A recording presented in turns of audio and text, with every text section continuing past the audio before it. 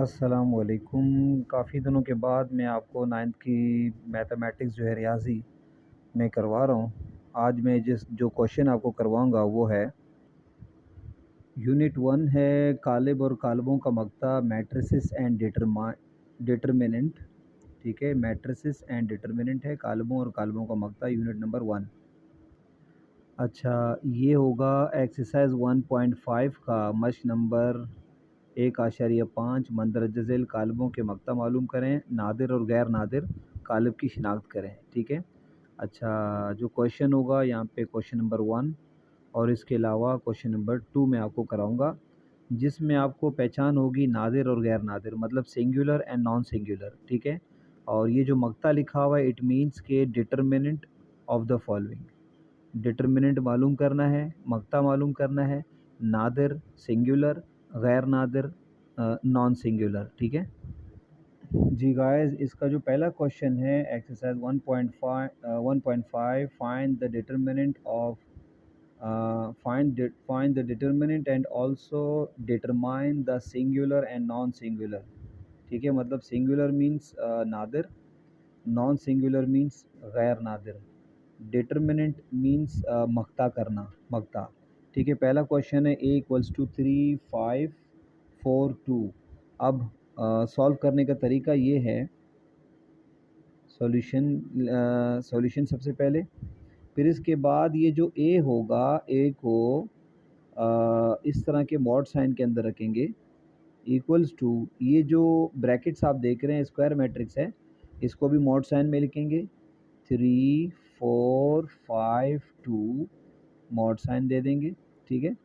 अच्छा, ये साइन देने के बाद अब मक्ता करने का तरीका ये है, ये जो डायगोनल्स हैं, डायगोनल्स 3 2 5 एंड 4, ये आपस में मल्टीप्लाई होंगे, मतलब determinant of a equals to determinant of a equals to 3 multiply by 2 minus 4 multiply by 5। ठीक है, तरीका ये है।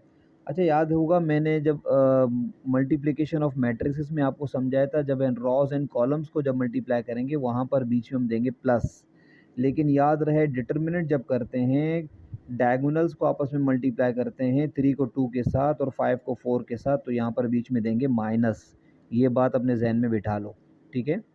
इसके बाद determinant of A equals to 3 2 ज़ा 6 माइनस 4 5 ज़ा 20 and determinant of A equals to 6 minus 20, ये हो जाते हैं -14।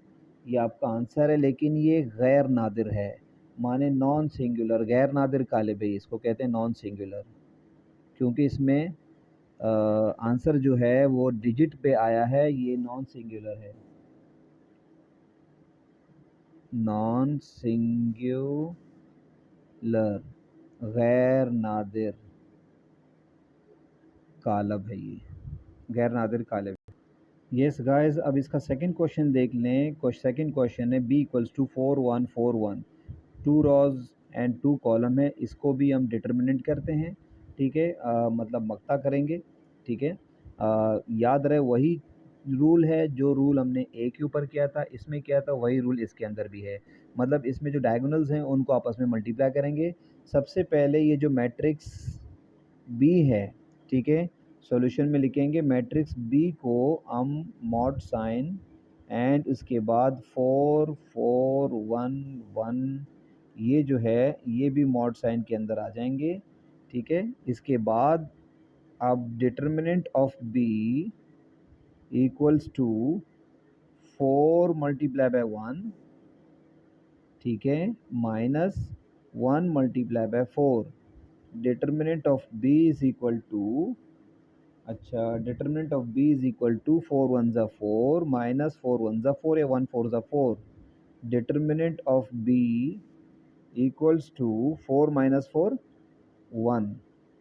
ठीक है, 4 में से, सॉरी, 4 माइनस 4 ज़ीरो, 4 में से 4 जाएंगे तो ज़ीरो ही बचेंगे, मतलब कुछ नहीं बचेगा आपके पास। ठीक है। अब ज़ीरो बचने का मतलब है, देखिए नंबर जब बचेगा तो आपके पास आएगा नॉन सिंगुलर, जब ज़ीरो बचेगा तो ये आपके पास नॉन सिंगुलर नहीं होगा, ये हो जाएगा सिंगुलर मैट्रिक्स। ठीक है, this is a singular matrix singular, ठीक है। सिंगुलर को कहते हैं नादिर, नादिर मैट्रिक्स है। ठीक है गाइस, आई थिंक आपको ये दोनों समझ में आ चुके हैं। एक्सरसाइज 1.5 डिटरमिनेंट मालूम करना था, डिटरमिनेंट के अलावा नादिर और गैर नादिर मतलब सिंगुलर एंड नॉन सिंगुलर मालूम करना था। तो एक सवाल मैंने सिंगुलर और एक सवाल आपको नॉन सिंगुलर का समझा दिया है। ठीक है, आई थिंक आपको समझ में आ चुका है। मेरे चैनल को लाइक करें, सब्सक्राइब करें और बेल आइकन का बटन ज़रूर दबाएं। ठीक है guys, thank you very much.